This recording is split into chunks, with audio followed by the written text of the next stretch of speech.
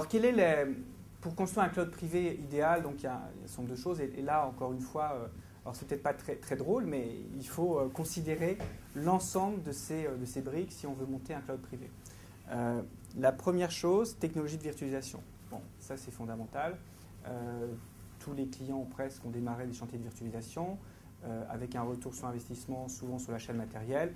En revanche, en termes de TCO, de coût de possession et coût d'administration, on n'en est pas encore là, il faut pouvoir faire autre chose. Provisionnement automatique, donc là effectivement c'est l'administration automatisée de ces environnements.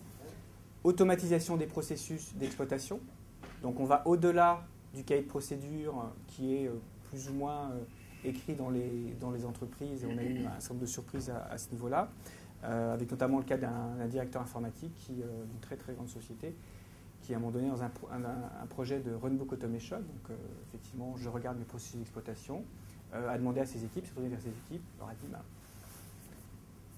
nous aimerions regarder avec ces messieurs de CA nos processus d'exploitation et regarder la partie donc runbook automation. Merci de nous fournir le cahier de procédure.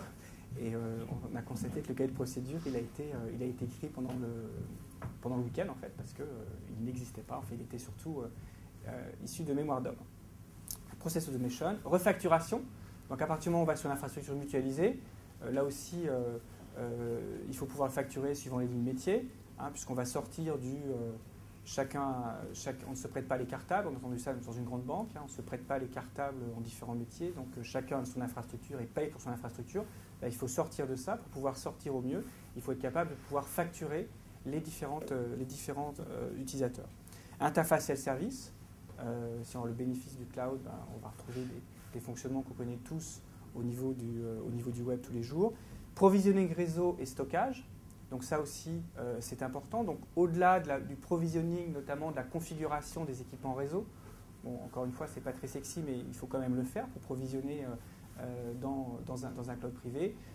Là, on peut aller jusqu'au provisioning du service réseau, et c'est notamment la demande de nos clients qui veulent effectivement se comparer aux meilleurs opérateurs dans ce domaine.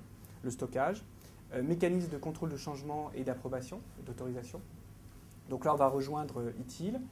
De la même façon, la gestion d'incidents. Et on le verra un peu plus tard, le fait de mettre en place un cloud privé, ça ne va pas aller à l'encontre des bonnes pratiques d'ITIL qui sont adoptées par l'ensemble des clients entreprises chez CA. Et disponibilité du service métier, performance et gestion des SLA. Le CIO, le directeur informatique devenant de plus en plus effectivement à la croisée des chemins entre à la fois j'externalise ou je me vois externaliser un certain nombre d'applications, je vais chercher aussi des infrastructures à l'extérieur, à l'interne, il va falloir qu'il puisse mesurer notamment les services qui sont donnés par son infrastructure interne et aussi externe. Donc c'est l'ensemble des éléments qu'il convient de considérer quand vous envisagez l'infrastructure de service.